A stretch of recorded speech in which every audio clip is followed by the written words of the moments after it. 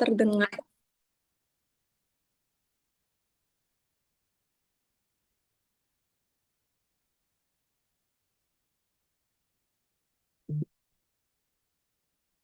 Oke, oke baik. Karena sudah menunjukkan pukul 13:11, sambil menunggu peserta yang lain, mari kita mulai acara pada siang hari ini. Baik, saya buka. Bismillahirrahmanirrahim. Assalamualaikum warahmatullahi wabarakatuh. Selamat siang dan salam sejahtera untuk kita semuanya. Selamat siang, Bapak, Ibu, kakak-kakak, dan seluruh peserta Fabu Special Event yang saya banggakan. Puji syukur kehadirat Tuhan Yang Maha Esa, karena atas rahmatnya kita dapat berkumpul secara virtual dalam keadaan sehat untuk mengikuti kegiatan sehari belajar menulis esai beasiswa unggulan dalam ragam perspektif rumpun studi. Acara ini dipersembahkan oleh komunitas Forum Awardi Beasiswa Unggulan atau FABU dan didukung oleh cemerlang.com sebagai bentuk komitmen dalam memperluas literasi dan meningkatkan kualitas persiapan calon pendaftar beasiswa unggulan. Saya sampaikan terima kasih banyak kepada seluruh peserta yang telah meluangkan waktunya untuk hadir. Semoga kegiatan hari ini memberikan manfaat, wawasan baru, dan bekal dalam menyusun esai yang unggul dan berkualitas. Amin. Maka dari itu, sebelum kita memulai acara pada hari ini, izinkan saya untuk memperkenalkan diri. Perkenalkan, nama saya Amelia Angelina Ramadini, awardee Beasiswa Unggulan 2024 dari program studi S1 Statistika di Institut Teknologi 10 November. Pada kesempatan hari ini, saya akan bertugas sebagai Master of Ceremony yang akan membantu jalannya acara hingga selesai. Semoga acara kita dapat berjalan dengan lancar dan menyenangkan. Oke, teman-teman, karena narasumber kita pada hari ini telah hadir, mari pada sesi yang kita nantikan, yaitu pemaparan materi dari narasumber kita. Narasumber kita pada siang hari ini yakni Kak Muhammad Jusmirat, merupakan awardee beasiswa unggulan 2024 dan lulusan Magister Sosiologi di Universitas Hasanuddin. Selama menempuh studi, beliau aktif dalam kegiatan akademik, organisasi, serta berbagai program pengembangan awardee beasiswa unggulan. Beliau pernah mengembangkan amanah sebagai Menteri II awardee beasiswa unggulan di Universitas Hasanuddin pada periode 2024 hingga 2025 dan sejak 2025, beliau aktif menjadi mentor dalam berbagai kegiatan sosialisasi beasiswa. Di bidang akademik, Kak Jusmira terlibat dalam penelitian dan pengabdian masyarakat yang menghasilkan buku ber-ISBN, publikasi Scopus, serta jurnal terakreditasi Sinta di bidang sosial, gender, dan pendidikan. Jadi melalui FABU ini, Kak Jusmirat akan berbagi pengalaman dalam menyusun esai beasiswa, membangun rekam jejak akademik, serta memaksimalkan kontribusi sebagai calon awardi. Maka dari itu, mari kita sambut dengan hangat Kak Jusmirat. Halo, selamat siang Kak Jusmirat. Bagaimana kabarnya hari ini? Wah, selamat siang nih Mbak Mel. Alhamdulillah baik, baik, baik.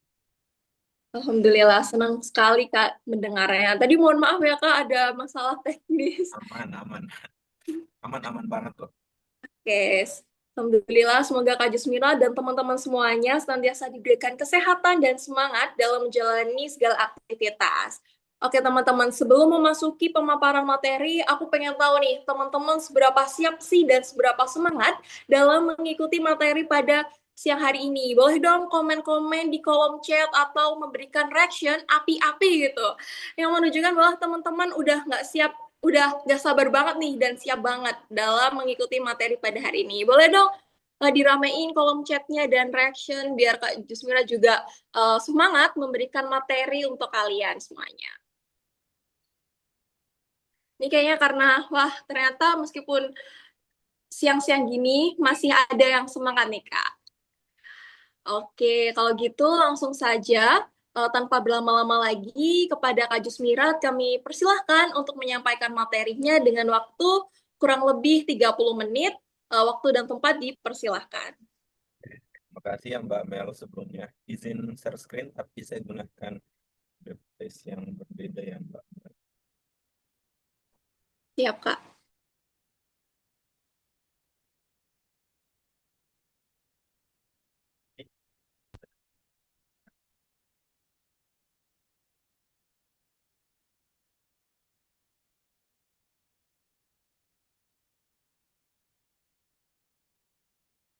Ini kelihatan nggak ya?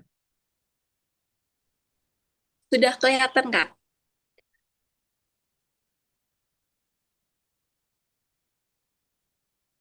Kalau gini geser nggak, Mbak Amel? Geser nggak? Sesuai itu. Sudah sesuai. Geser nggak? Iya, bergeser, Kak. Baik, sebelumnya terima kasih ya untuk moderator kita yang sangat ceria ya pada siang hari ini. Dan betul-betul ini sebuah apresiasi untuk teman-teman karena seharusnya di jam rawan seperti ini sudah makan siang, sudah tengah hari. Tapi teman-teman masih wah semangat sekali untuk mencari informasi untuk menjemput bola ya teman-teman untuk beasiswa unggulan tahun 2026 yang sudah memiliki hilal untuk perbaikan akun ya. Kalau teman-teman cek IG Puslabdik itu artinya sudah ada hilal ya teman-teman. Jadi betul-betul keputusan yang tepat untuk mengikuti program-program yang disajikan oleh Fabu yang ternyata dari 2024 sampai hari ini saya cek pengikutnya udah 100.000 ya teman-teman. Luar biasa memang dan sebuah kehormatan karena diajak sama Mas Karel ya, founder Cemerlang itu sendiri untuk sedikit berbagi dengan teman-teman tentang bagaimana menyusun esai dengan perspektif sosiologi. Sedikit iri juga untuk teman-teman pada hari ini karena saat mujur, saya sering dipanggil dengan nama mujur sih teman-teman. Jadi saat kamu sudah mendaftar, mungkin hal-hal seperti ini jarang sekali loh ditemui. Jadi forum-forum akhir-akhir ini luar biasa gencarnya untuk bagaimana memeratakan pendidikan di Indonesia dan itu apresiasi besar banget untuk forum-forum yang luar biasa seperti Babu ini. Nah, mungkin tidak perlu berlama-lama ya karena kita sedikit dibatasi oleh waktu dan mungkin untuk Mbak Amel kalau misalnya nanti sudah sekitar 5 menit untuk penutupan dan masih agak terlalu panjang, tolong diingatkan ya Mbak Amel. Dan sampai terlalu terbawa suasana gitu. Oke Mbak Amel, baik. Jadi kita akan sedikit belajar tentang sehari belajar menulis esai beasiswa unggulan ya teman-teman. Mungkin teman-teman berpikir, ah, kamu jujur ini sebenarnya biasa-biasa saja. Memang saya mungkin tidak sehebat yang teman-teman pikir, tapi satu hal yang saya bisa jangan kepada teman-teman bahwa saya pernah ada di posisinya teman-teman. Seperti itu. Jadi, Assalamualaikum warahmatullahi wabarakatuh.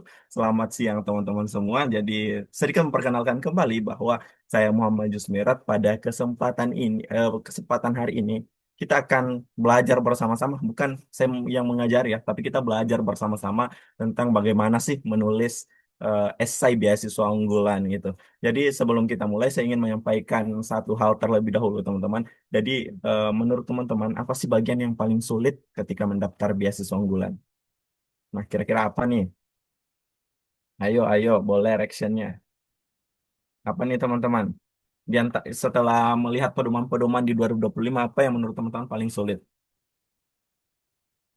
Ayo, mungkin di sini ada yang sudah mengatakan bahwa persiapan administrasi lah atau UKBI lah atau mungkin yang pasca ini ada yang menganggap bahwa proposal rencana studi atau proposal disertasi. Tapi percaya teman-teman bahwa saya beberapa kali bertanya kepada para minti ataupun peserta-peserta mentoring di Unhas ataupun di luar kampus yang lainnya yang pernah saya dampingi dan mereka malah justru menjawab menulis esai, teman-teman. Kenapa? Karena banyak orang yang merasa dirinya itu biasa-biasa saja, ya termasuk kamu jujur ya pada saat itu. Jadi mereka berpikir saya tidak punya prestasi yang luar biasa nih Kak, atau saya tidak punya cerita yang menarik. Hidup saya flat-flat aja gitu, atau hidup saya biasa-biasa aja. Apa yang mau ditulis Kak? Padahal sebenarnya bukan seperti itu teman-teman. Masalahnya bukan karena mereka atau kita tidak punya cerita, tapi masalahnya adalah kita belum tahu nih bagaimana cara melihat nilai dari perjalanan hidup kita sendiri.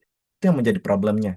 Nah, itulah tujuan kita untuk bisa belajar bersama-sama hari ini bahwa membuat esai itu tidak membuat kalimat yang rumit, tapi kita lebih memakai kata-kata yang mudah untuk dimengerti reviewer nantinya. Jadi saya berharap selama sesi ini teman-teman jangan hanya mendengarkan ya. Ya kalau ada yang ingin ditanyakan silahkan bertanya. Kalau ada pengalaman yang ingin dibagikan silahkan disampaikan teman-teman. Karena semakin aktif teman-teman berdiskusi, semakin mudah juga nanti cara memahami menulis esai. Nah, ingat tujuan kita hari ini pada siang hari ini yang harusnya kita beristirahat. em, Kita harus menjadi bukan menjadi penulis yang hebat, tapi bagaimana menjadi orang yang nanti mampu menceritakan dirinya dengan baik. Nah, sebelum kita belajar menulis, kayaknya kita sedikit berkenalan deh, apa sih sebenarnya itu esai. Nah, sekarang saya ingin bertanya lagi nih, kalau misalnya teman-teman menjelaskan siapa diri kalian kepada orang yang sama sekali belum pernah bertemu, bagaimana sih caranya? Ataukah apakah cukup dengan kita mengatakan nama kita? Halo, nama saya Mujur kayak gitu. Atau saya langsung berasal dari daerah ini atau em, saya dari jurusan ini. Kan tentu tidak ya teman-teman. Jadi em, apa semua belum cukup untuk membuat orang bisa mengenal kita gitu. Jadi kita harus memulai bercerita. Nah, misalnya saya berasal dari keluarga petani mungkin, atau saya pernah mengalami kesulitan ekonomi, atau saya pernah melihat anak-anak di desa kesulitan mendapatkan pendidikan. Nah, dari cerita seperti itu, orang akan mengenal siapa kita nih. Sebenarnya fungsi sebuah esai itu ketika kita bercerita tentang pengalaman kita, pendapat kita, atau bagaimana refleksi seseorang untuk menyampaikan sebuah pesan kepada reviewer. Jadi, esai bukan tempat memamerkan kemampuan teman-teman. Ingat, bukan untuk menggunakan bahasa yang sulit. Esai juga bukan tempat menunjukkan bahwa kita pandai merangkai kata-kata yang puitis gitu. Esai adalah media untuk bercerita. Jadi saya ingin memberikan analogi sederhana nih. Bayangkan teman-teman baru pulang dari liburan, kemudian teman-teman bertanya, liburannya bagaimana? Nah, kira-kira apa yang akan dilakukan? Apakah kita langsung membuka Google Maps untuk memperlihatkannya? Tentu tidak kan, teman-teman. Jadi, seperti itu untuk bagaimana menulis esai. Nah, kadang kita sedang menciptakan sorry sorry ya, kita menceritakan pengalaman liburan kepada teman-teman itu yang diingat bukan harga tiketnya, betul nggak? Tapi pengalaman apa yang kita alami selama perjalanan. Begitu juga dengan reviewer, mereka akan ingat bukan kalimat yang indah, tapi cara kita menyentuh atau memperlihatkan apa yang kita ceritakan secara bermakna. Nah, jadi kalau begitu muncul pertanyaan yang lagi nih teman. Kalau misalnya esai itu media bercerita, lalu apa bedanya dengan esai beasiswa? Gitu kan? Nah, ini bagian yang paling sering disalahpahami. Banyak orang yang menganggap bahwa esai beasiswa adalah tempat menceritakan semua prestasi yang pernah dimiliki oleh teman-teman. Jadi makanya banyak yang merasa bingung dengan bagaimana ketika mereka tidak atau minim prestasi, makanya sulit untuk menulis esai. Jadi kalau misalnya teman-teman terlalu menuliskan prestasi itu akhirnya seperti esai yang isinya CV gitu. Juara satu lomba ini, mengikuti organisasi itu, menjadi panitia ini, mengikuti pelatihan itu. Padahal reviewer sebenarnya sudah melihat CV kita gitu, kan kita mengsubmission di form BU ya gitu. Jadi apa sih perbedaan esai biasa dengan esai beasiswa? Jadi esai beasiswa ini bukan hanya menjawab pertanyaan apa yang sedang saya lakukan, tapi juga menjawab pertanyaan yang jauh lebih penting gitu. Mengapa saya layak didukung gitu? Jadi saya coba kasih contoh sederhana. Bayangkan kalau kita merekrut seorang ketua panitia, ada dua orang yang mendaftar. Orang yang pertama itu membawa daftar prestasi. Saya pernah menjadi ketua ini, saya pernah menjadi ikut lomba itu, atau pernah menang kompetisi ini, dan selesai sampai hanya segitu. Kemudian datang orang kedua nih. Misalnya dia menjelaskan tentang apa ya? Dulu saya melihat banyak mahasiswa baru kesulitan beradaptasi di kampus misalnya. Terus karena itu saya membuat program pendampingan gitu. Awalnya hanya 5 orang yang ikut. Sekarang tiap tahun puluhan mahasiswa terbantu. Nah kalau begitu kan kita bisa lihat ada yang bertumbuh gitu. Ada alasan, ada proses, dan ada dampaknya. Reviewer beasiswa itu juga berpikir seperti itu, teman-teman. Nah, kalau lalu bagaimana cara membuat reviewer berpikir seperti itu? Nah, jawabannya dimulai dengan mindset kita ketika menulis, gitu. Jadi ada mindset menulis esai beasiswa. Nah, saya sering menemukan peserta yang sebelum apa ya, melalui menulis langsung sibuk mencari kata-kata yang terdengar keren gitu, yang apa ya mungkin meyakinkan atau memberikan janji-janji luar biasa. Nah, misalnya kita membuka Google dan mencari kata-kata pembuka yang indah atau kalimat puitis lah, atau quotes motivasi. Padahal bukan itu yang ingin dicari reviewer, teman-teman. Saya ingin memberikan satu analogi lagi bahwa bayangkan kalian sedang lapar nih. Di depan kalian ada 2 piring nasi goreng. Yang pertama tampilannya sangat cantik, biasanya lengkap, fotonya bagus, tapi rasanya hambar gitu. Yang kedua tampilannya sederhana, tidak terlalu menarik, tidak tapi rasanya enak gitu. Dan kira-kira kalian pilih yang mana? pasti yang rasanya enak kan? Nah, reviewer juga seperti itu. Mereka lebih menyukai cerita yang sederhana tapi jujur daripada tulisan yang indah tapi terasa dibuat-buat gitu. Karena esai bukan lomba sastra ataupun esai adalah media yang menunjukkan siapa diri kita. Nah, jangan berusaha untuk terlihat sempurna dalam esai tapi berusahalah terlihat jujur. Nah, setelah mindset kita benar, sekarang kita belajar bagaimana struktur sebuah esai yang baik. Nah, kalau kamu melihat ya, sistematika esai itu terbagi dalam tiga. Eh, gitu. Saya mengajak teman-teman bayangkan sedang menonton sebuah film. Coba ingat film favorit kalian. Kalau saya sih Spider-Man ya. Nah, apakah film itu langsung memperlihatkan ending di menit pertama gitu? Tentu tidak kan? Jadi, film selalu memiliki alur. Ada pembuka, ada bagian tengah, ada penutup. Esai juga seperti itu, teman-teman. Logikanya seperti itu. Pembuka bertugas untuk menarik perhatian pembaca. Nah, kalau pembuka membosankan, reviewer akan membaca dengan rasa penasaran yang rendah. Kemudian masuk ke bagian isi. Nah, disinilah kita menjelaskan perjalanan hidup. Jadi ada pengalaman, ada kapasitas diri, ada rencana masa depan. Lalu terakhir itu adalah penutup. Nah, penutup bukan mengulang isi. Ingat ya, penutup itu bukan mengulang isi, tapi meninggalkan kesan yang kuat kepada reviewer. Kalau saya sederhanakan, pembuka membuat reviewer tertarik, isi membuat reviewer yakin, dan penutup membuat reviewer mengingat kita. Jadi jangan sampai salah pada satu bagian yang bisa kita abaikan gitu. Nah, esai itu seperti membangun rumah. Pembukanya adalah pintunya, isinya adalah ruang tamu, penutup adalah kesan terakhir yang kita berikan ke tamu saat mereka keluar gitu. Kalau masuk pintunya rusak, orang malas masuk. Kalau misalnya ruang tamunya berantakan, orang tidak akan nyaman gitu. Nah, kalau kesan akhirnya, orang sulit itu mengingat rumah, apa ya, kesannya akan buruk ketika melihat rumah tersebut. Nah, esai yang baik bukan esai yang panjang, tapi esai yang memiliki alur yang jelas, sehingga reviewer mudah untuk mengikuti perjalanan hidup kita. Karena kembali lagi, esai beasiswa itu adalah tentang menceritakan diri kita dan meyakinkan untuk bisa didukung gitu. Nah, sekarang kita sudah tahu struktur besarnya, ada pembuka, ada isi, dan ada penutup. Nah, kita akan membahas aturan jumlah kata, kemudian masuk ke kerangka utama esai menggunakan metode past, present, and future, yang menjadi inti dari keseluruhan tulisan esai yang kamu jor pelajari ya. Nih, ini ada ketentuan esai nih. Nah, Em, sekarang kita masuk ke hal yang terlihat sederhana, tapi justru sering membuat peserta kehilangan poin yang mengikuti ketentuan penulisan. Banyak orang yang berpikir, ah cuma jumlah kata. Misalnya S1, eh, sedikit deh, gini deh. Kalau misalnya kamu Jor kasih analogi, ketika kita lomba lari 100 meter, terus kita malah berlari di lintasan 200 meter, itu salah nggak ya? Itu salah kan? Karena kita tidak mengikuti aturan yang ditetapkan. Bukan karena kita lemah, tidak teman-teman. Bukan karena kita kurang cepat, tidak teman-teman. Tapi karena kita tidak mengikuti aturan yang ada. Begitupun dengan eh, ketentuan SIBU ini. Jadi misalnya S1 itu ada 1000 sampai 1500, ada S2 dan S3 itu 1500 sampai 2000 kata gitu. Jadi eh, minimalnya itu 1000 dan maksimalnya 1500 untuk S1, sedangkan S2 dan S3 itu 1500 sampai 200, 2000 kata. Nggak boleh lebih, teman-teman. Karena itu bisa jadi penggagal administrasinya teman-teman nantinya. Nah, kerangka esai ini, coba deh.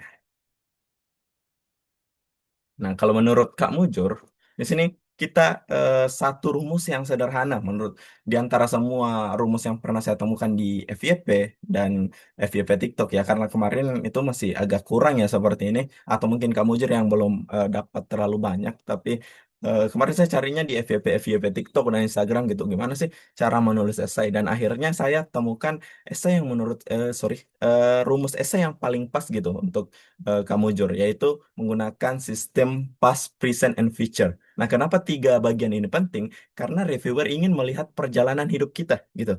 Jadi bukan hanya kondisi kita hari ini, tapi bayangkan misalnya kita nonton film lagi nih, film yang bagus, yang selalu memiliki alur. Jadi ada cerita awalnya, ada perkembangan konfliknya, ada penyelesaiannya. Nah, kalau filmnya langsung dimulai dengan ending, itu apa yang terjadi? Pasti kita yang nonton akan bingung kan? Begitupun dengan reviewer. Karena eh, reviewer ataupun kita yang nonton itu kenapa tokonya bisa sampai di sini gitu. Nah, begitu juga dengan saya, teman-teman. Reviewer ingin tahu bagaimana perjalanan hidup kita, apa yang terjadi dahulu, bagaimana proses kita berkembang, dan mau dibawa kemana perjalanan itu setelah mendapatkan beasiswa. Kalau alurnya jelas, reviewer akan lebih mudah memahami siapa kita. Tapi kalau ceritanya loncat-loncat, sudah dari masa lalu, kembali ke masa kini, kembali lagi ke masa lalu, ujung-ujungnya nanti penutupnya baru masuk ke masa depan, itu akan reviewer akan sulit mengikuti eh, alur dari perjalanan hidup kita, gitu. Nah, selanjutnya kita masuk ke pembuka ya. Kalau saya bertanya kepada teman-teman, apa sih fungsi pembuka itu? Nah, sebagian besar pasti mungkin ada yang menjawab biar tulisannya bisa dimulai. Gitu kan? Nah, jawabannya itu benar, teman-teman. Tapi belum lengkap. Fungsi pembuka sebenarnya adalah membuat reviewer ingin terus membaca. Karena reviewer membaca puluhan bahkan ratusan esai. Satu reviewer akan membaca puluhan bahkan ratusan esai. Bayangkan kalau semua pembuka seperti ini. Saya lahir di Kabupaten Nrekang misalnya, atau saya lahir di Kota Makassar. Nah, saya lahir pada tanggal ini, saya anak pertama dari sekian. Nah, kalau pembaca sepuluh esai seperti ini, kira-kira reviewernya bosan atau tidak? Ya pasti bosan toh.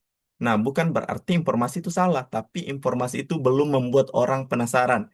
Coba mulai dari sesuatu yang lebih hidup, misalnya sebuah pengalaman hidup, atau sebuah keresahan, atau mungkin sebuah fenomena yang pernah kita lihat, karena sebenarnya pembuka yang baik itu bukan sekedar memperkenalkan nama, tapi memperkenalkan alasan mengapa cerita ini layak gitu untuk dibaca. Nah, analoginya seperti ini, teman-teman. Pembuka itu seperti trailer film gitu.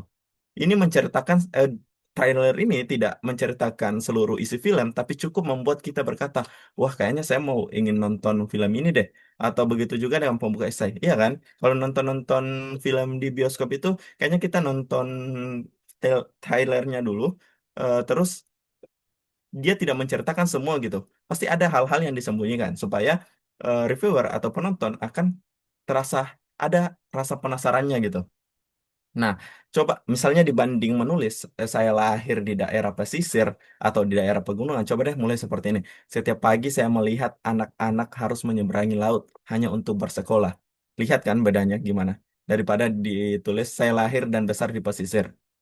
Nah, kalimat kedua mungkin membuat pembaca bertanya apa yang terjadi selanjutnya ketika kita sudah melihat fenomena itu. Nah, itulah fungsi pembuka. Nah, kalau diminta menceritakan satu pengalaman yang paling mengubah hidup, pengalaman apa yang pertama kali muncul di pikiran teman-teman? Itu sebenarnya yang layak ditulis dalam esai.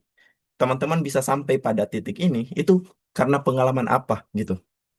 Nah, pembuka yang baik bukan yang paling indah bahasanya. Ingat, ini kita tidak bermain tentang indah dan tidaknya bahasa, tapi yang paling mampu membuat reviewer ingin melanjutkan membaca esai kita. Nah, masuk ke isi. Nah, tunggu dulu. Gitu ya.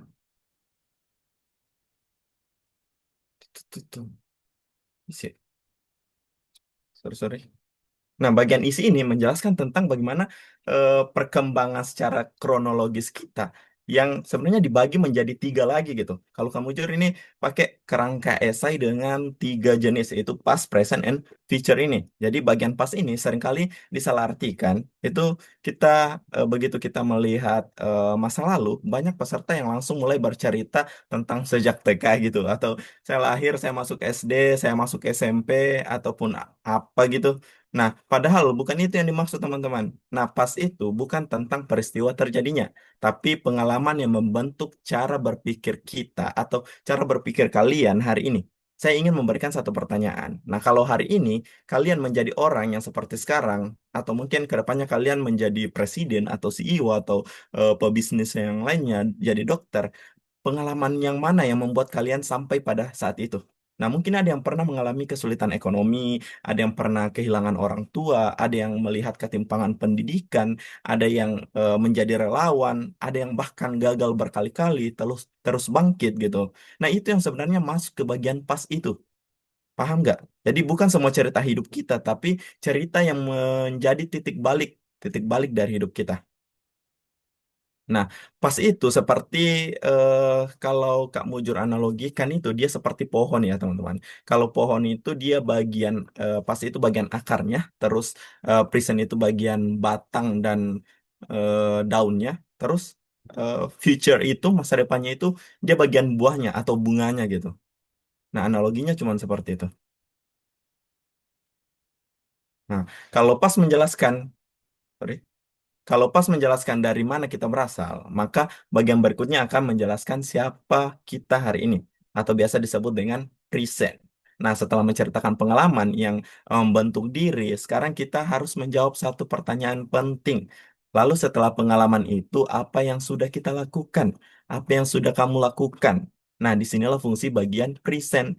Present bukan daftar kegiatan. Present adalah bukti. Nah, banyak peserta yang menulis seperti ini. Saya aktif organisasi, saya aktif mengikuti seminar, saya menjadi panitia. Lalu pertanyaannya, bagaimana dampaknya? Apa yang kita pelajari? Apa ya?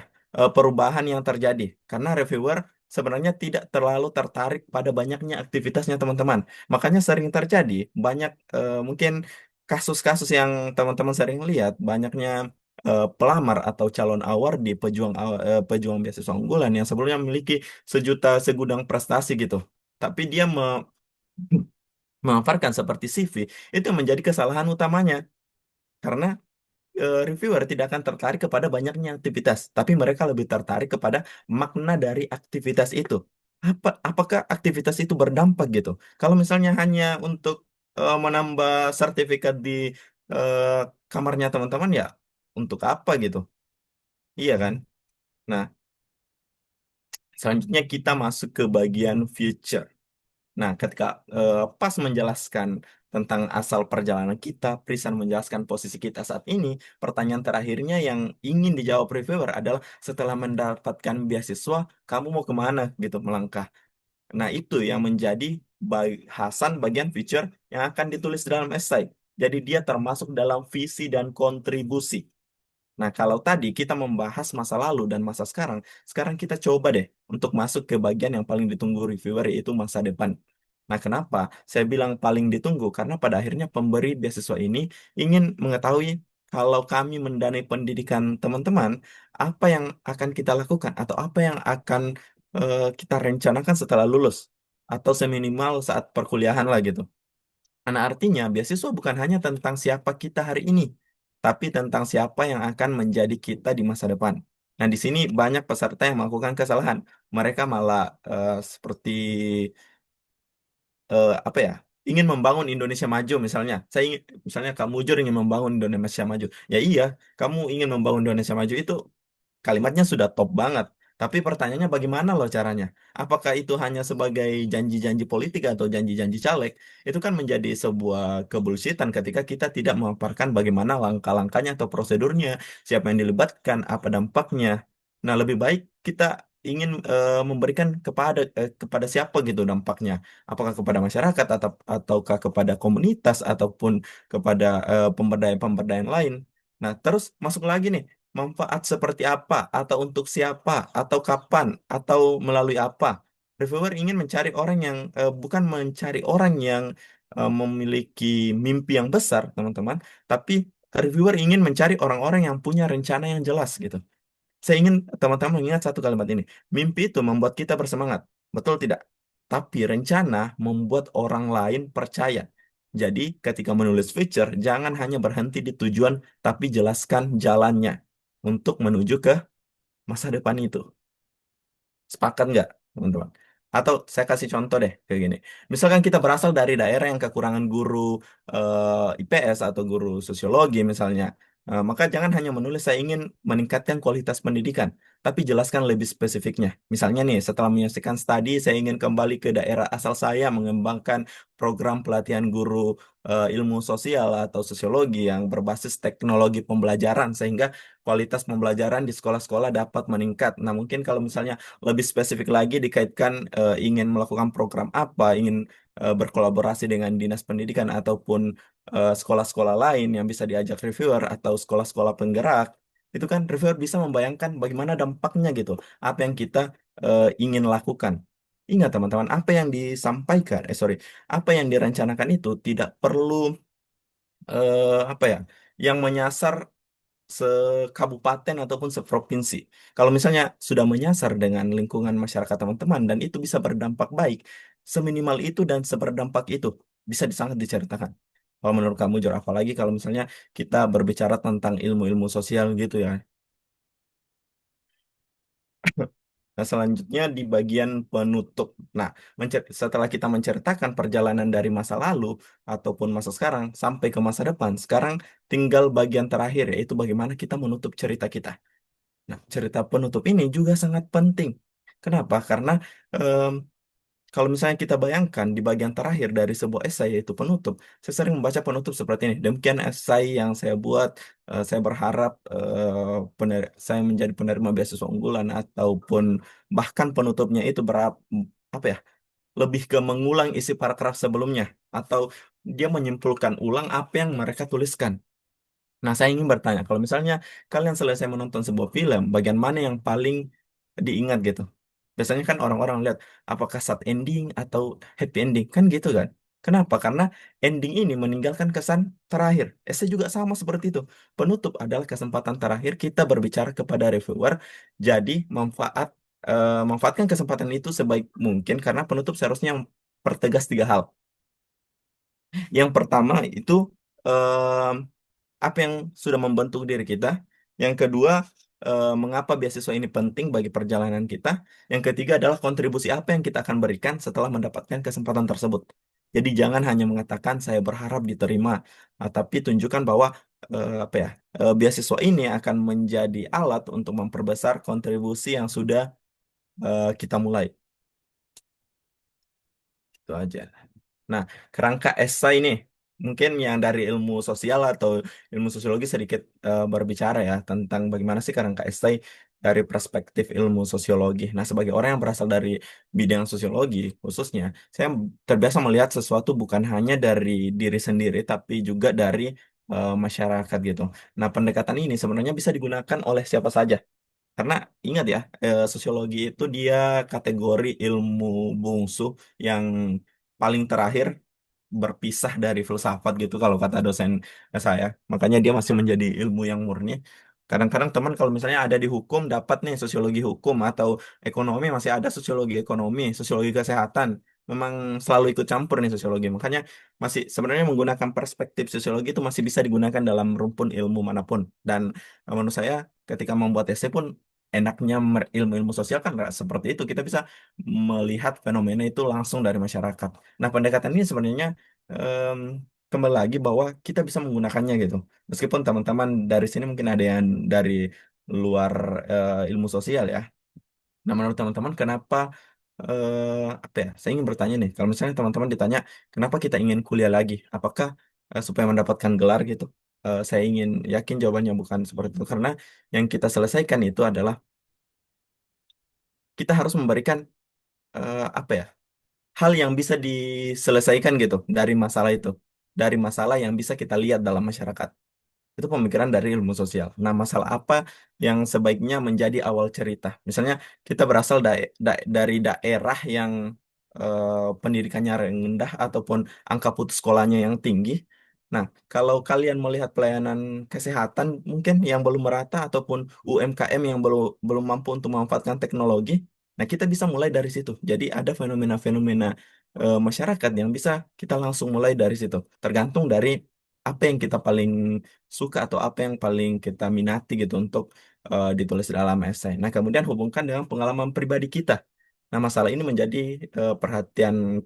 Kenapa masalah ini menjadi perhatian kita? Apa yang sudah kita lakukan? Mengapa kita memilih bidang studi tersebut ketika melanjutkan studi? Dan bagaimana nanti kalian atau ataupun kita menyelesaikan masalah itu setelah lulus gitu. Nah, kalau alurnya seperti ini, itu esainya bukan hanya tidak gimana ya? Dia tidak hanya sekedar bercerita, tapi menunjukkan bahwa kita memahami gitu kebutuhan bagaimana permasalahan yang ada dalam masyarakat. Nah, mungkin itu saja dari perspektif sosiologi. Kita masuk ke bagian evaluasi dan proofreading gitu. Nah, saya sering sekali menemukan peserta yang mengatakan seperti ini, Kak, essay saya sudah selesai nih. Misalnya kemudian saya bertanya, sudah dibaca ulang nggak? Jawabannya biasanya bilang belum ataupun minta tolong Kak apa ya dievaluasi dan di proofreading. Padahal teman-teman, teman-teman harus ingat gini loh. Menulis itu bukan sekali jadi. Justru setelah menulis, pekerjaan kita baru dimulai. Nah, saya ingin memberikan analogi. Kalau misalnya kalian selesai memasak, apakah langsung disajikan gitu? Biasanya kan tidak. Kita harus mencicipinya dulu atau apakah bagaimana rasanya, apakah kurang asing atau kurang manis ataupun ada yang belum dimasukkan. Nah, sehingga kita bisa memperbaiki. Analoginya sesimpel itu. Jadi ketika sudah menulis itu jangan langsung disajikan teman-teman. Jangan sampai teman-teman nantinya ketika sudah menulis beasiswa unggulan langsung ingin nge-copy paste ke formnya BU. Itu kan waduh problem banget ini. Jadi kita harus mengevaluasi fokus kepada apakah kualitas ide yang kita sampaikan itu em, sudah apa ya? Sudah sesuai. Jadi kalau misalnya kita sudah menulis, itu itu kebiasaan saya gini teman-teman. Ketika saya sudah menulis, itu kadang masih suka membaca terus ngehapus dan bahkan bukan cuma satu dua paragraf gitu. Karena saya rasa kok nggak nyambung gitu. Makanya jangan pernah takut untuk menghapus kalimat. Tapi teman-teman bisa mencadangkan dulu eh, tulisan sebelumnya. Nah, nanti biasanya masalah kedua itu teman-teman kita sudah menghapus tapi ternyata yang pertama itu lebih bagus lagi. Nggak apa-apa, itu wajar kalau menurut saya. Jadi jangan takut untuk menghapus kalimat, jangan takut untuk mengganti paragraf karena penulis yang baik bukan yang sekali menulis langsung sempurna. Itu dewa namanya. Tapi yang harus memperbaiki tulisannya. Jadi esai yang baik tidak lahir dari satu kali menulis, tapi esai yang baik lahir dari proses revisi yang berulang-ulang. Nah, kita masuk ke apa-apa sih aspek yang perlu dievaluasi. Ketika membaca ulang esai, jangan hanya mencari salah ketiknya saja. Yang lebih penting adalah mengecek kualitas isi tulisan. Saya biasanya menggunakan 5 pertanyaan sederhana. Nah, apakah esai ini relevan? Artinya, apakah ini isi tulisan yang benar-benar menjawab tema yang diminta oleh beasiswa unggulan? Yang kedua, apakah alurnya nyambung? Jangan sampai paragraf pertama berbicara tentang pendidikan, paragraf berikutnya melompat ke prestasi tanpa ada hubungan. Nah, ketiga adalah apakah ada refleksi? Gitu. Banyak peserta yang menceritakan kejadian, padahal reviewer ingin tahu pelajaran apa yang diperoleh dari kejadian tersebut. Terus yang keempat itu apakah kontribusinya jelas gitu. Kalau bagian feature masih terlalu umum, berarti perlu diperjelas lagi. Dan yang terakhir, itu apakah tulisan ini benar-benar menunjukkan diri kita. Jangan sampai ini hasil karangan gitu. Karena esai yang paling kuat adalah esai yang terasa jujur. Ingat teman-teman, kalau 5 pertanyaan ini sudah dijawab dengan baik, biasanya kualitas esai teman-teman sudah cukup jauh. Dan sisa dilakukan pengecekan ulang gitu. Nah, ibaratnya kayak psikolog ataupun sosiolog yang ingin ngejudge seseorang itu harusnya kan punya instrumen-instrumen gitu. Apakah ini sudah sesuai, apakah sudah ini. Satu yang menunjukkan kecenderungan seperti ini diuji lagi apakah ini lebih cocok dengan interaksi ataupun teorinya ini dan teorinya itu. Itu kan punya tahap-tahapan, teman-teman. Nah, kayak gitu. Untuk jadi jangan bertanya apakah esai saya sudah selesai, tapi bertanyalah apakah esai saya sudah cukup jelas untuk bisa dipahami. Nah, kita masuk ke bagian apa yang menjadi ini nih, bagian aspek yang dievaluasi. Saya ingin berikan tips yang sangat sederhana sebelum kita mengirim esai ke mentor ataupun ke teman-teman yang ingin direview. Itu apa ya? Biasakan mengecek sendiri gitu. Kenapa? Karena kita biasanya menemukan kesalahan sendiri, berarti kita sudah selangkah lebih baik ketika ingin menceritakan apa ya esai dari diri kita atau masalah sederhana. Misalnya pembuka belum menarik atau bagian feature-nya itu masih terlalu umum, belum ada em, apa ya koherensinya nih dalam setiap paragraf itu masih belum terhubung atau bahkan bagian penutupnya itu masih mengulang. Nah, kalau menggunakan checklist-checklist seperti ini, apakah sudah masuk relevansinya, apakah sudah masuk koherensinya, apakah sudah masuk refleksi maknanya, apakah sudah masuk ke kontribusi ataupun orisinalitasnya, itu artinya kita sudah bisa melihat esai kita dengan baik gitu. Nah, jadi jangan pernah menganggap bahwa esai yang esai yang sudah jadi dan sudah dicek satu dua kali itu sudah baik. Pokoknya semakin sering teman-teman untuk eh, melihat esainya, melihat relevansinya, melihat koherensinya, itu teman-teman semakin dekat dengan esai yang paling nyaman untuk di eh, apa ya dipahami oleh reviewer. Nah, checklist evaluasi esai biasanya saya melihat seperti ini teman-teman. Jadi apakah pembukanya itu mampu menarik perhatian reviewer atau enggak? Ataupun bagian pasnya menjelaskan pengalaman yang membentuk eh, pembentukan diri gitu. Atau bagian perisanya apakah sudah menunjukkan kapasitas dan aksi nyata. Jadi kembali lagi mengulang ke kerangka-kerangka yang sebelumnya kita susun tadi. Apakah bagian fiturnya sudah menjelaskan visi atau kontribusi yang realistis? Nah, ataupun penutupnya apakah sudah memperjelas atau mempertegas komitmen dan tujuannya gitu? Atau seluruh isi saling terhubung dengan konsisten? Nah, kalau misalnya seperti itu artinya gunakan deh checklist ini. Pokoknya kalau misalnya teman-teman menggunakan checklist ini, itu arah esainya lebih nyaman gitu. Coba deh, nanti bisa di screenshot atau nanti akan dibagikan ya untuk PPT-nya. Nah, selanjutnya masuk ke proofreading. Mohon maaf, MC, apakah masih ini? Waktunya tersisa 3 menit lagi, Kak. Waduh, oke. Jadi kita sedikit percepat saja ya, teman-teman. Jadi ingat ya, bagian bagian evaluasi itu masih mengoreksi tentang ide-idenya, teman-teman. Kalau kita sudah mengoreksi idenya dan sudah dianggap final untuk dikoreksi, itu baru kita masuk ke proofreading. Jadi jangan jangan salah ketika teman-teman mengartikan bahwa proofreading itu masih mengkoreksi tentang apa ya? Tentang idenya, gagasannya. Itu sudah tidak ada lagi. Proofreading itu teman-teman harus sudah siap pada pemeriksaan terakhir terhadap naskah untuk menemukan atau memperbaiki kesalahan teknis. Jadi esainya itu sudah siap dikirim. Nah, yang dicek itu biasanya itu ejaan, tanda baca, tata bahasa, pilihan kata, konsistensi istilah, dan format penulisannya. Bayangkan nih teman-teman, misalnya cerita esainya teman-teman ini sudah ngalir banget atau alurnya sudah luar biasa banget, tapi tiba-tiba cara kalau dibaca malah typo-typo kiri kanan gitu. Jadi setiap kalimat ada typonya, itu akan mengganggu konsentrasi dari reviewer.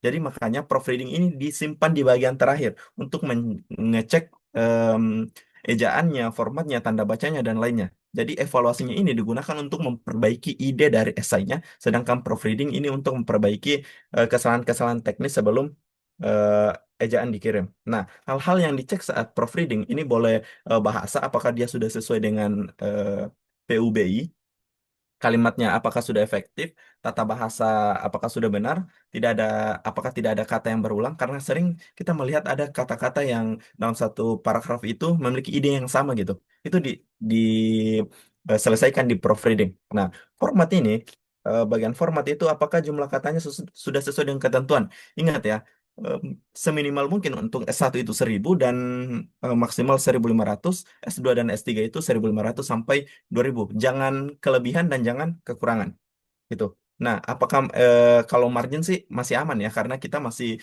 nge-submit di form BU jadi sisa copy paste. Terus apakah paragrafnya itu tersusun dengan rapi. Nah, tips melakukan proofreading ini bisa diberi jeda sebelum membaca ulang agar naskah lebih objektif. Jadi setelah menulis jangan langsung di proofreading gitu. Biarkan minimal 3 jam lah. Nanti kita baca ulang karena ibaratnya itu otak kita masih belum eh, tidak tersinkron ulang dengan apa yang kita tulis. Jadi kalau kita kita membaca ulang itu biasanya terasa seperti orang baru yang membacanya. Nah, makanya jangan langsung dibaca setelah kita menulis. Berikan jeda waktu. Nah, baca esai secara perlahan, kata demi kalimat, menggunakan tanda baca. Jadi, jangan terlalu tergesa-gesa seperti membaca cepat. Yang memeriksa kembali fakta atau nama data penulis di dalamnya, misalnya ada menyertakan dosen, ada diajak kontribusi dan lain, terus meminta orang lain membaca esai untuk memperoleh sudut pandang yang baru. Ini yang paling sering saya lakukan. Saya biasanya kirimkan ke dua tiga teman yang saya anggap, meskipun mereka tidak daftar BU ya teman-teman, tapi saya coba deh, apakah kalian paham apa yang saya sampaikan gitu. Nah, kalau mereka sudah paham apa yang misalnya saya tarik, apakah eh, sudah relevan ya tentang ini yang saya ceritakan, dan mereka sudah menemukan di bagian paragraf mana relevannya itu atau di bagian mana kontribusinya, berarti teman-teman sudah berhasil gitu.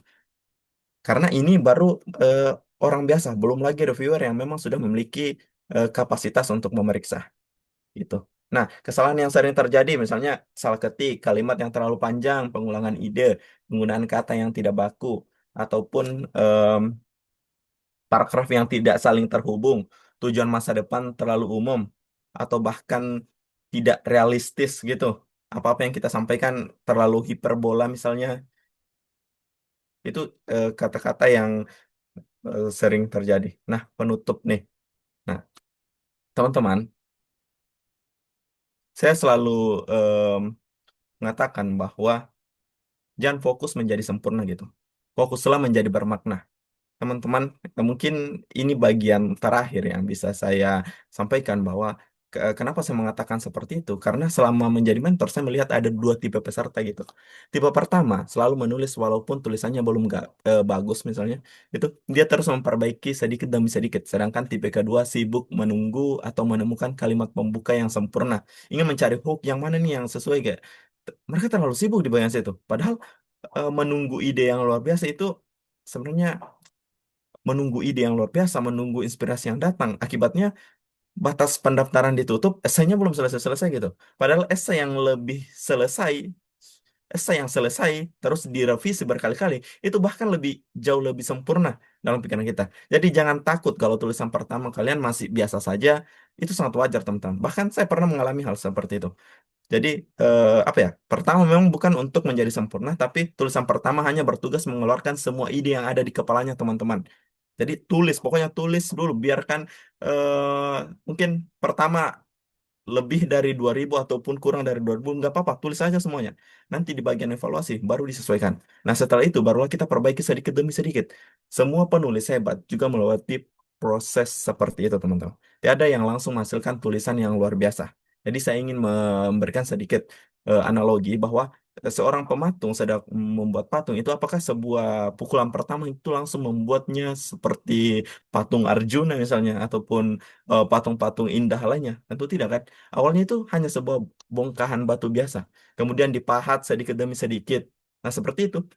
Yang ada yang dibuang, ada yang diperhalus, ada yang diperbaiki. Nah, sampai akhirnya menjadi sebuah karya. Esai pun sama seperti itu. Tulisan pertama adalah bongkahan batu, revisi adalah proses memahatnya. Jadi, jangan kecewa kalau tulisan pertama belum bagus. Karena semua belum waktunya menjadi bagus. Jadi, semakin teman-teman sering melakukan revisi, semakin bagus pasti nantinya, atau semakin mengalir esai dan semakin bermakna esainya.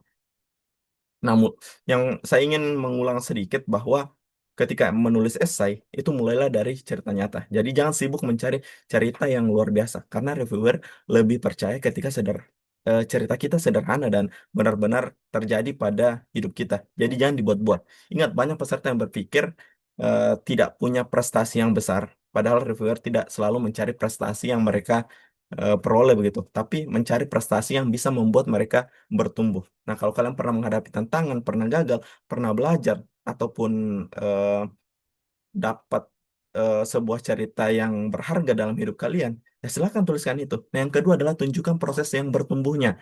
Ini menjadi pengalaman mengubah cara berpikir kalian gitu. Misalnya dulu kalian takut berbicara di depan umum, ataupun kemudian karena ikut aktif organisasi, sekarang bahkan kemampuan memimpin kalian sebuah kegiatan itu semakin bertambah. Dan yang ketiga itu buktikan melalui aksi gitu.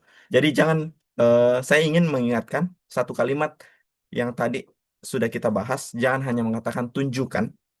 Kalau kalian menulis, saya peduli pendidikan, maka reviewer akan bertanya mana buktinya gitu. Tapi bagaimana kalian menulis bahwa kalian pernah menjadi relawan mengajar misalnya, atau membuat kelas belajar, atau mendampingi adik-adik di desa, maka reviewer tidak perlu bertanya lagi gitu. Jadi jangan biarkan reviewer terlalu bertanya dan meragukan kita. karena kita sudah menyantumkan buktinya yang ada dalam cerita. Dan pernah kemarin-kemarin ada yang bertanya, apakah kita bisa menuliskan semua itu, padahal ada batas ketentuannya? Bisa, itu semuanya bisa dipadatkan. Terus yang keempat itu adalah gambarkan masa depan yang realistis. Nah, saya tahu bahwa semua teman-teman ingin memberikan manfaat yang besar, tapi reviewer itu lebih percaya rencana yang sederhana, teman-teman, tapi jelas dibandingkan mimpi yang besar gitu. Tapi tidak memiliki langkah nyata. Jadi, jangan hanya menuliskan saya ingin memajukan Indonesia, ceritakan bagaimana kalian akan memulainya. Mulai dari daerah sendiri, komunitas sendiri, tempat kerja sendiri, karena perubahan yang besar selalu dimulai dari langkah-langkah kecil. Dan yang terakhir, saya ingin pesankan bahwa lakukan evaluasi dan revisi berkali-kali. Itu saja sih. Esai terbaik hampir tidak pernah lahir dari satu kali menulis. Semua esai yang bagus pasti melewati proses revisi yang ada. Ada yang revisi yang 5 kali, 10 kali, bahkan lebih. Jadi jangan pernah malu mengubah tulisan sendiri karena revisi bukan tanda bahwa kita tak pandai, teman-teman. Justru revisi menunjukkan bahwa kita ingin terus menjadi lebih baik. Nah, sebelum eh, kita tutup, kayaknya mengikuti materi ini, apakah teman-teman merasa tidak punya cerita untuk ditulis? Saya harap jawabannya sekarang sudah berbeda ya, teman-teman. Teman-teman sekarang sudah tahu apa nih yang harusnya saya tulis dan bagaimana saya ingin menulisnya. Saya mungkin itu saja dari saya. Kalau misalnya teman-teman ada yang ingin sharing ataupun ingin bertanya, ya silakan. Mungkin saya kembalikan ke MC dan udah agak molor ya waktunya. Oke, silakan Kak Amel. Sorry, sorry. Baik, terima kasih banyak kepada kamu Jur atas materi yang sangat insightful dan menurut saya materinya tuh sangat rinci dan daging banget Kak untuk ini. Semoga ilmu dan pengalaman yang telah diberikan dapat menjadi bekal bagi seluruh peserta dalam menyusun esai beasiswa unggulan yang lebih berkualitas dan unggul tentunya. Nah, oke teman-teman, kini kita memasuki sesi yang tidak kalah menarik dan tentunya paling ditunggu-tunggu oleh teman-teman, yaitu sesi diskusi dan tanya jawab dengan waktu kurang lebih sekitar 20 menit. Jadi bagi teman-teman yang ingin bertanya, bisa menggunakan fitur raise hand atau bisa tulis di kolom chat. Jadi saya mengajak teman-teman untuk aktif bertanya, jangan ragu bertanya dan jangan malu-malu karena mumpung nih kita punya narasumber yang benar-benar keren banget. Jadi teman-teman bisa memaksimalkan waktunya ini dengan sebaik mungkin. Oke, langsung saja. Apakah dari teman-teman ada yang mau bertanya? Bisa langsung raise hand atau bisa tulis di kolom chat. Silakan teman-teman.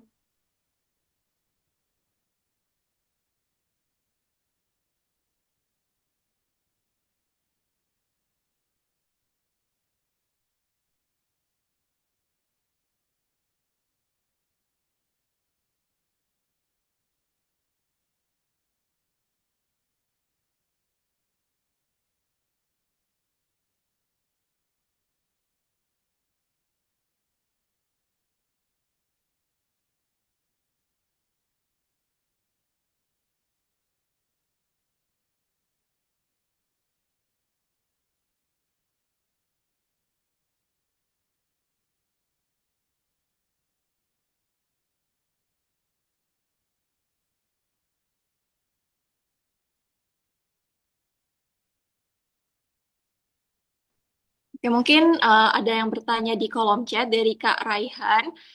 Kak, kalau dari sudut pandang sosiologi itu apa ya masalah mungkin yang sering digunakan? Boleh langsung dijawab, Kak Mujur. Oke, baik. Nah, jadi sosiologi itu sangat luas ya teman-teman karena hampir menyasar di berbagai ilmu pengetahuan. Jadi itu disesuaikan saja dengan eh, kemana lo apa ya istilahnya ketertarikan kita gitu. Dan saya punya satu saran nih untuk teman-teman. Kalau misalnya ingin menulis itu coba deh searching-searching apa yang menjadi apa ya visi atau program-program utama dari pemerintah hari ini. Nah, kalau misalnya ada program-program mungkin ada yang peningkatan SDM atau pengentasan kemiskinan, terus kita tertarik dengan situ, kita kaitkan dengan jurusan kita gitu. Itu lebih lebih apa ya? Lebih bisa meyakinkan dan ibaratnya itu pemerintah bisa sejalan dengan apa yang kita tawarkan. Itu lebih menarik, teman-teman. Nah, kalau sudut pandang sosiologi itu sih sebenarnya lebih ke fokus ke masyarakatnya ya, teman-teman. Jadi misalnya masyarakat hari ini bagaimana, apakah SDM-nya sudah bagus atau mungkin ada isu-isu kesejahteraan, em, isu-isu ekonomi. Sosiologi luas banget sih masalahnya. Makanya ini tergantung dari kita mau tarik ke arah mana gitu. Untuk kearaian ya sudut pandang. Jadi silahkan gunakan sudut pandang yang mana. Karena sosiologi itu luas banget. Kalau misalnya teman-teman suka dengan isu sosial gender ya, apa yang menjadi program pemerintah tentang gender itu? Apakah ada yang menjadi perhatiannya dan sesuai dengan permasalahan yang ada di lingkungannya teman-teman atau di lingkungan komunitasnya teman-teman gitu? Atau ada yang mungkin tertarik dengan ekonomi gitu. Jadi silahkan. Atau banyak kok untuk sudut pandang sosiologi ini. Makanya agak kemarin ditanya sama Mas Karel berbagi sudut pandang sosiologi, saya harus ngepres ini. Sampai saya punya catatan ya teman-teman untuk beberapa isu-isu sosiologi ini dari beberapa, misalnya kok kemiskinan, ketimpangan pendidikan, intoleransi kalau misalnya. Tapi saya lebih menyarankan kepada program-program yang memang direncanakan pemerintah sekarang gitu. Itu lebih apa ya, realistis. Kalau misalnya memang kita punya masalah yang sesuai dengan apa yang ingin diselesaikan pemerintah. Oh ya, ingat satu ini teman-teman. Em, untuk masalah itu sendiri bukan hanya tentang apa yang harus diselesaikan. Misalnya teman-teman menemukan sesuatu yang bisa ditingkatkan, itu juga sebuah fenomena yang menarik. Jadi ingat ya, untuk bisa tentang kita menyelesaikan masalah itu atau meningkatkan sebuah fenomena itu. Paham nggak? Kalau misalnya pemerintah sekarang gencar-gencarnya untuk eh, memberantas stunting gitu. Nah, misalnya ke jurusan kita mungkin ini untuk bagian kesehatan ya. Ya, kita punya program yang bisa membantu untuk lebih meningkatkan program itu gitu. Itu bisa menjadi fenomena yang bagus juga untuk diangkat. Jadi bukan hanya menyelesaikan masalah. Jadi ada yang menyelesaikan masalah, ada yang meningkatkan change untuk program-program pemerintah gitu. Bagaimana, apakah sudah terjawab Kak Raihan atau apakah ada feedback?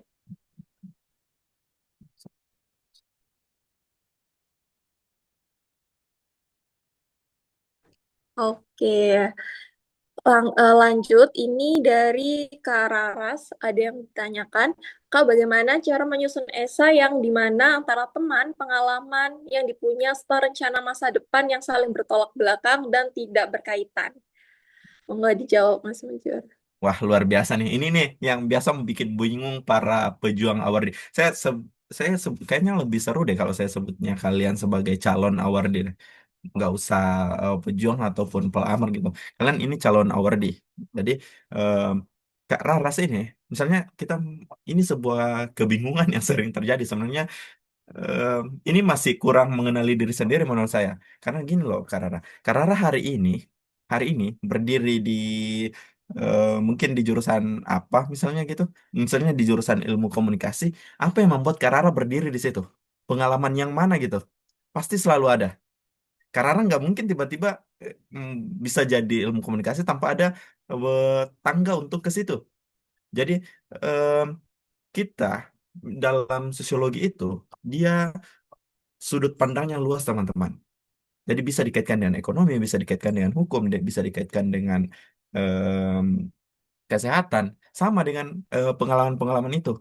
Bagian mananya? Bagian misalnya kita punya kegiatan ikut organisasi. Nah, mungkin organisasinya memang di bagian ke ekonomi, tapi kita masuk ke sosial. Nah, apakah ada pengalaman dari kegiatan kepanitiaan kita atau kegiatan keorganisasian kita yang membentuk sebuah karakter yang bisa dikaitkan dengan sosiologi itu? Tarik aja benang merahnya. Nggak perlu satu kegiatan semuanya harus berkaitan gitu. Ibaratnya gini, teman-teman. Kalau misalnya ada sebuah makanan, nah sebuah makanan ini kan nggak cuma satu bahan gitu. Nah, misalnya ada satu bahan yang bisa ditarik dengan tema kita atau pengalaman kita, ya silahkan gunakan itu. Nggak usah perlu semuanya. Jadi bagian yang mana yang bisa mendukungnya? Ini rencana masa depan. Nah, rencana masa ya kali gini, Mbak Rara. Ya kali kemarin Mbak Rara jadi CEO, sekarang jadi pengacara, besoknya mau jadi apa ya, jadi pilot. Itu kan nggak mungkin. Jadi selalu ada titik balik dan hidup kita itu selalu seperti rentetan kegiatan gitu. Kita selalu punya, ada selalu benang merah yang menarik kita ke arah situ. Dan tugas Kak Raras ini harus mencari benang merah yang mana yang di dalam hidup Kak Rara. Karena saya, kamu jujur yakin bahwa Kak Raras ini pasti punya benang merah itu. Hanya perlu memahami perspektif dirinya. Jadi jangan, kalau misalnya kita anggap bahwa pengalamannya itu lebih fokus ke ini, tarik sedikit bagiannya yang mendukung tindakan Kak Rara hari ini. Itu berdampak kok, gitu. Jadi direlevansikan saya. Gitu ya Kak Raras. Bagaimana Kak? Apakah sudah terjawab? Apakah ada feedback? Se- Kalau misalnya bisa open mic sih teman-teman lebih ini. Kalau kata Kak Roma itu frekuensi lebih tarik menarik gitu. Semoga saja teman-teman yang hadir di sini bisa menjadi awardee berikutnya dan bahkan akan menjadi apa ya? Menjadi narasumber-narasumber selanjutnya untuk berbagi memeratakan pendidikan di Indonesia. Ya, Amin. Kak. Oh, terima kasih. Oh, ini baik Kak. Oh, oke. Ini langsung baca aja ya Kak Amel. Atau Iya gimana nih? boleh. Oke. Ini dari Ini Kak ada Adis dari ya. hmm, penulisan esai jurusan sosiologi. Apakah selalu juga mencantumkan teori-teori sosiologi yang kita pakai? Boleh digunakan sebagai pisau analisis saja ya. Tapi nggak perlu yang berteori banget, yang kayak maksudnya menjelaskan tentang Max Weber ataupun Auguste Comte-nya. Itu kita gunakan sebagai pisau analisis saja. Cara pandangnya kita melihat masalah itu untuk menjadi dasarnya kita sebagai orang sosiologi. Tapi fokusnya adalah menyelesaikan suatu masalah, menyelesaikan masalah atau meningkatkan sebuah change program program-program yang ingin dilakukan, gitu. Boleh digunakan sebagai change saja. Sorry, pisau analisis. Nah, izin bertanya, apakah judul esai itu wajib menggunakan kata-kata yang rumit dan topiknya harus benar-benar. Ini nih yang bermasalah. Eh, Bukan menjadi kata-kata yang rumit, tapi yang menarik dan tidak ambigu. Ibaratnya judul atau biasanya kan kita beberapa awardis yang menggunakan langsung menggunakan tema yang di, disampaikan oleh Puslabdik pada saat pedoman terbuka. Ada juga yang membuat turunan turunan baru gitu dari tema itu. Nah, boleh dua-duanya. Tapi teman-teman jangan menggunakan kata-kata yang rumit tapi malah tidak relevan dengan apa yang kita tulis. Buat hal yang menarik tapi tetap sejalan menggambarkan isi apa yang kita tulis gitu. Itu poin pentingnya. Bukan tentang kata-kata yang rumit atau kata-kata yang paling indah, tapi kata-kata yang menarik yang menggambarkan memang isi dari esai yang kita tulis. Itu ya Kak Celia Askanisa.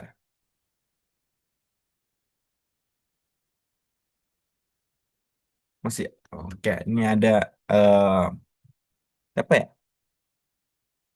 Aprilia ya, masih pernah membuat esai. Bertanya Kak, apakah Kakak pernah jenuh dan membuat esai?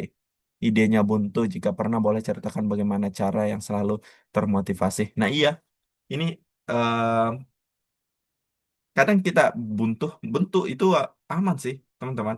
Itu bisa gunakan teman untuk kayak tolong dibaca ini gimana, ataupun kita baca berulang-ulang ataupun bisa menggunakan AI untuk membantu ini ya teman-teman, eh, melihat apakah kesesuaian dengan hal ini. Tapi ingat, jangan menggunakan AI secara full. Itu itu no banget teman-teman. Tapi gunakan sebagai pembantu untuk kebentuan sekarang. Karena ketika kita stuck berpikir, em, bisa menggunakan AI itu membuat kita sedikit terbuka gitu.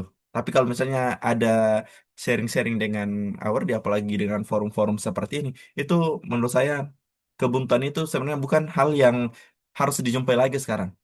Sudah ada forum Award di Beasiswa Unggulan, Fabu ini. Sudah ada forum-forum lain mungkin dari kampusnya masing-masing. Ada kakak-kakak Award yang bisa diajak diskusi, ya silahkan repotkan mereka gitu. Ini ini sudah memang ajangnya untuk merepotkan mereka kalau Kak Mujor bilang gitu loh Kak April ya. Jadi silakan pokoknya bertanya. Oh iya teman-teman, ada yang sedikit ya. agak lupa tadi menyampaikan di awal bahwa jangan menunggu tema itu keluar. Jangan. Itu akan menghabiskan waktu kalian nantinya untuk melakukan revisi. Sekarang mulai tulis bagaimana diri kalian. Tulis tentang diri kalian sendiri dulu. Nanti itu baru kalian sesuaikan dengan tema. Tema itu hanya sebagai bingkai, teman-teman.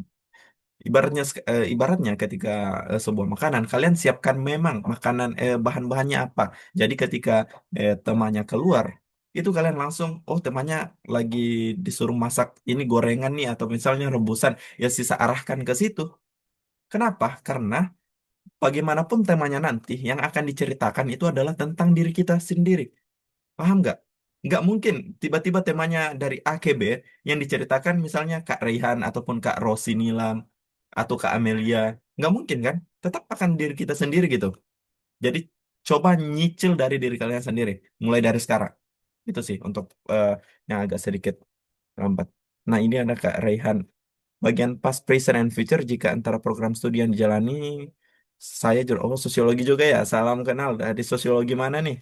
Namun kontribusi pengalaman dan kemampuan yang dimiliki bertolak belakang kebetulan berkecimpung di bidang kreatif media. Apakah masih dapat? Masih. Jadi nanti lihat saja apa ya temanya. Apakah misalnya nanti di bagian sosiologi itu lagi-lagi sosiologi itu luas ya Kak Rehan. Jadi kita bisa melihat bahkan apa ya kreatif media ini bisa dijadikan sebagai media modal sosial untuk menyampaikan sebuah informasi gitu. Ini bisa dimanfaatkan. Misalnya eh, kreatif media ini gunakan untuk menjadi media penyampaian isu-isu yang Kak Rehan nanti eh, apa ya tekuni ataupun yang menjadi ketertarikan Mas Rehan ini gitu. Aspek veteran jika tidak dikaitkan dengan program pemerintah namun dikaitkan dengan jenjang karir, boleh kok. Itu tadi cuma saran. Jadi apakah bisa dikaitkan ya silahkan. Kalau misalnya memang agak sulit dan memang saya selalu berpesan kepada para mentih yang pernah sempat saya mentoring bahwa saya selalu menyarankan untuk mengkaitkan yang program pemerintah, tapi jangan memaksakan diri karena kembali lagi bahwa ketertarikan kita ataupun apa ya kesenangan kita untuk menulis ini dan menulis itu mempengaruhi gitu bagaimana mengalirnya apa yang kita tulis gitu. Kalau misalnya memang masalahnya patut untuk diselesaikan ya silakan fokus ke situ saja. Masih ada nggak teman-teman? Ini Saya izin mungkin minum ya. baik Kak. Ini dari Kak Agustin dari UIN Bandung. Apakah Kaisen? Oh Jadi iya, sorry ditanya. sorry.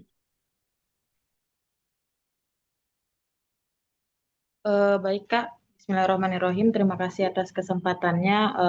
Sebelumnya, saya ingin berterima kasih atas pemaparannya Kak Mujur yang siang hari ini benar-benar daging ya. Jadi saya punya banyak catatan pada siang hari ini terkait penulisan esai. Nah, yang ingin saya tanyakan, apakah eh, ketika kita membuat esai seperti yang Kak Mujur bilang tadi, kalau diawali dengan cuman sekedar nama eh, dan lain-lain itu apakah secara spontan gitu Kak langsung di skip sama reviewer karena tidak membaca lagi setelah-setelahnya gitu. Nah, kemudian yang kedua, kalau misalnya isai itu yang diawali dengan quotes atau pertanyaan, apakah itu menjadi lebih menarik Kak? Atau mungkin dari Kak Mujur ada contoh yang lebih baik lagi? Dan yang terakhir, kita butuh berapa orang ya Kak untuk eh, membaca esai yang telah kita tuliskan tadi dari Kak Mujur ada saran untuk teman-teman baca gitu. Nah, supaya lebih banyak masukan gitu untuk memperbaikinya atau kita mengevaluasinya kita butuh berapa orang. Karena sebenarnya saya juga pasca sarjana ya Kak, pasca sarjana sekarang sudah masuk semester 3 tapi jurusan pendidikan agama Islam. Cuma karena tema ini menarik gitu tentang nulis isai, saya ikut gitu. Dan tahun lalu juga sempat daftar BU tapi memang sudah gagal di administrasi. Nah, makanya tahun ini mau coba lagi, makanya sambil belajar. Mungkin itu saja Kak Mujur, terima kasih. Oke. Terima kasih ya dari Kak Agustina. Agustina ya namanya atau panggilannya siapa nih, Kak? Panggilannya Mawar, Kak. Oh, Nama saya Mawar, oke. panjang itu. Sorry, agak jauh ya. Iya. Baik. Sebenarnya untuk memperkenalkan diri langsung di awal itu nggak salah-salah banget ya, teman-teman. Eh, Terusnya ke Mawar, tapi bagaimana sih cara kita untuk lebih menarik reviewer gitu? Menarik reviewer biar esai kita ibaratnya gimana ya? Kita ngekemasnya itu dalam kemasan itu lebih menarik. Makanya kita mengawali dengan isu-isu sosial atau isu-isu yang akan nanti diperkenalkan di bagian isi kita. Jadi hanya sebuah perkenalan. Nah, misalnya juga menggunakan hook itu sudah bagus ya. Yang dimaksud tadi dengan membuat kutipan ataupun pertanyaan itu sebenarnya sudah hook gitu.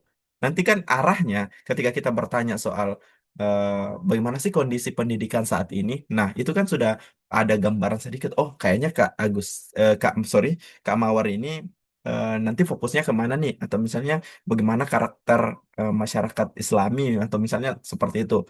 Nah, itu menjadi apa ya? Bingkisan gitu. Kita melihat kalau misalnya sebuah makanan itu memang sudah enak, ya tetap enak gitu.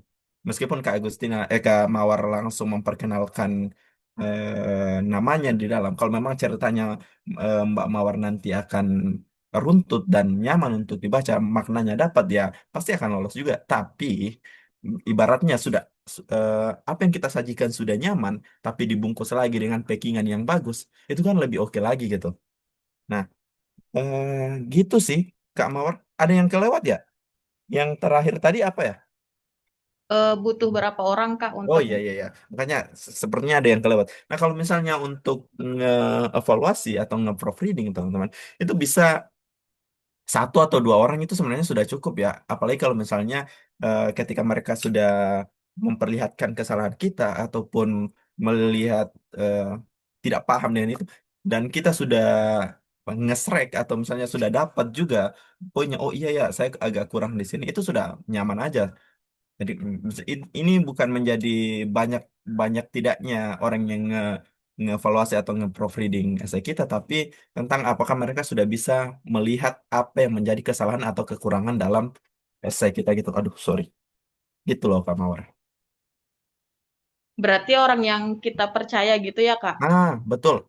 Yang jangan nggak enakan ya. Iya, Bahaya nih kalau misalnya orang-orang yang nggak enakan tiba-tiba udah bagus kok.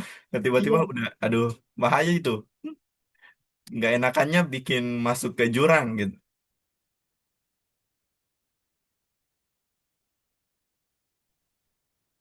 Baik, Kak. Terima kasih Ya, banyak. ya. Oke, oke teman-teman, pertanyaan tadi merupakan pertanyaan terakhir pada sesi Q&A pada siang hari ini. Mungkin teman-teman yang masih ada rasa penasaran atau ada ingin hal yang ditanyakan dan belum kesampaian, mungkin bisa menghubungi Kak Mujur ya lewat sosial media yang sudah tertera. Boleh ya Kak? Oke. Boleh, boleh, boleh banget kok. Terbuka untuk sharing ya, teman-teman. Bukan menjadi yang paling pintar untuk mengajar teman tidak kok. Kita hanya sharing-sharing karena sekali lagi saya pernah ada di posisinya teman-teman dalam berjuang juga gitu. Aman, aman. Oke, siap. Terima kasih Kak. Oke, untuk hadirin yang berbahagia, marilah kita berikan secara virtual dan berikan apresiasi yang sebesar-besarnya kepada Kak Mujur atas materi yang sangat luar biasa. Duh, Kasih action atau emot-emot gitu. waduh. Oke, terima kasih banyak teman-teman. Kami ucapkan terima kasih banyak besar-besarnya kepada Kak Mujur atas ilmu yang telah diberikan dan setiap jawaban yang kami sampaikan tidak hanya menjawab rasa penasaran kami, tetapi juga menjadi motivasi dan inspirasi bagi seluruh peserta pada siang hari ini. Dengan berakhirlah sesi tanya jawab pada kesempatan hari ini. Sekali lagi terima kasih banyak kepada kamu Ju dan seluruh peserta yang sudah sangat aktif pada siang hari ini. Semoga kita dapat bertemu kembali pada kesempatan yang akan datang.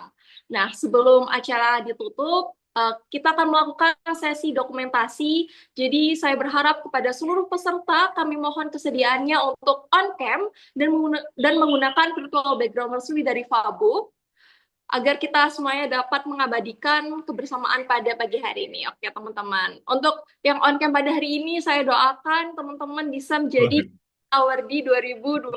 Nah, Waduh, dapat doa langsung dari MC nih teman-teman. oke, mungkin langsung saja ya kita mulai. Hitungan satu, dua, tiga. Oke, mungkin untuk slide selanjutnya. Hitungan satu, dua, tiga. Oke, terima kasih banyak teman-teman. Demikianlah rangkaian acara kita pada sesi siang hari ini. Terima kasih sekali lagi kepada Kamu Jur dan kepada seluruh peserta atas partisipasinya. Dan jangan lupa untuk terus mengikuti berbagai program edukasi dari Forum Awardi Beasiswa Unggulan atau FABU yang didukung oleh cemerlang.com. Pastikan juga teman-teman mengikuti dan memantau Instagram dari FABU agar tidak ketinggalan informasi mengenai webinar, mentoring, open class, dan lainnya. Oke, sampai jumpa di kesempatan lainnya. Saya Amelia Angelina Ramadini selaku Master of Ceremony. Mohon maaf apabila terdapat kekurangan dan kesalahan dalam memandu acara. Akhir kata, wassalamualaikum warahmatullahi wabarakatuh. Selamat siang dan salam sejahtera untuk kita semuanya. Bagi kamu